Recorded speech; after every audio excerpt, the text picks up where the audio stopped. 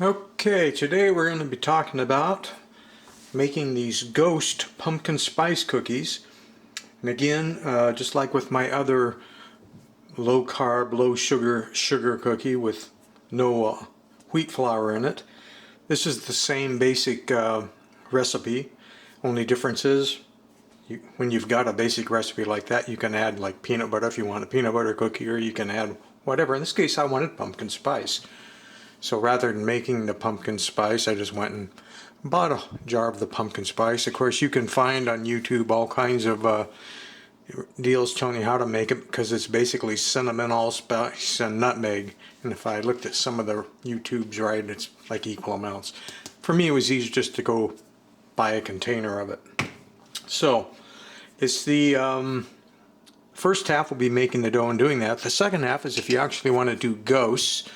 This is a 3D printed ghost cookie cutter, and I'll put a link to it down below. Found this one on Thingiverse, and it turned out very well. Print them in PLA and use them and throw them away. You don't have to worry about cleaning out and bacteria and all that kind of stuff. But the long and the short of this is I start with 2 mixing bowls. In one mixing bowl, I'll take 2 tablespoons of butter. As you know, they're all marked off, so you just cut off 2. And I melt that in the microwave so it's a liquid, and then let it cool a little bit, and dump in the 2 eggs in with it, mix that all up. Then I take a whole tablespoon, now that's the big one for those of you that aren't bakers, 1 tablespoon of vanilla, and dump that in there, and then mix all that together. That's all of the wet components, and have that mixed together. In the other bowl, I'm going to mix together all of the dry components, and that's going to be using this almond flour. I buy this stuff at Costco because you get more for your money. And 3 cups of almond flour. Then I take you can use whatever kind of sugar substitute you want. In this case, I'm using this erythritol monk fruit 0-calorie sweetener. I put a half a cup of that in. And on this pumpkin spice, I put in I think I put in a whole tablespoon of that.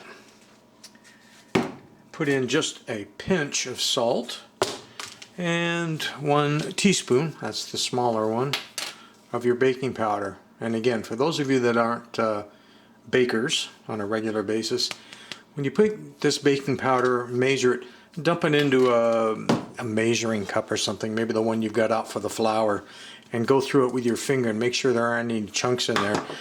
Almost always, even in a brand new one, I find there's some hard chunks, like little rocks of the stuff.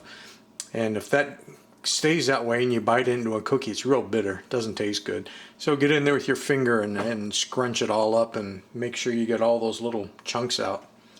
Then I mix all of those dry components together real well, so it's not going to be bunched up one thing here or there.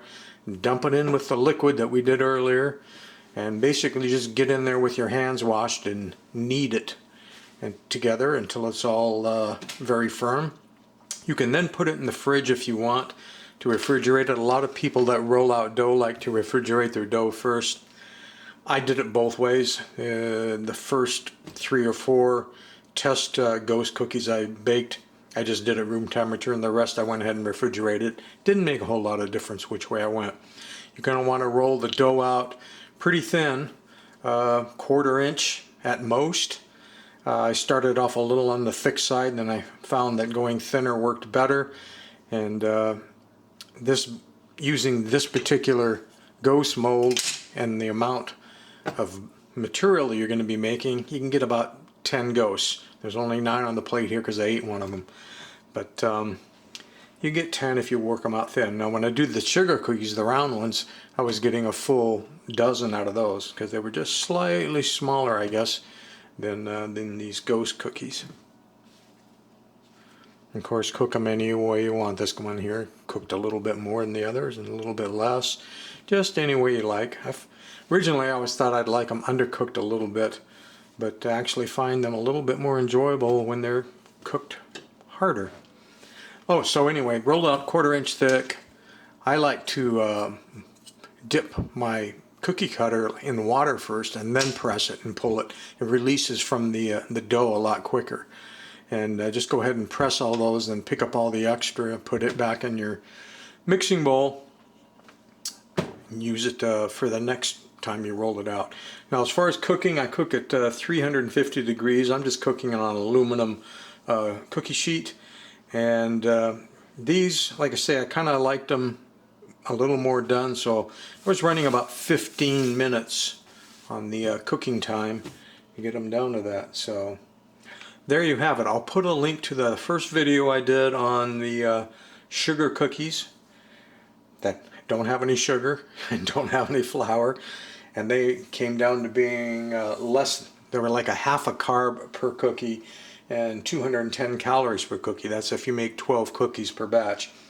Like I say, with these ghosts, you're only going to get 10 ghosts for the batch, so that means you're going to be sitting at about 250 calories per ghost, and still less than 1 carb and still 0 sugar. So there you have it. Links down below. Enjoy.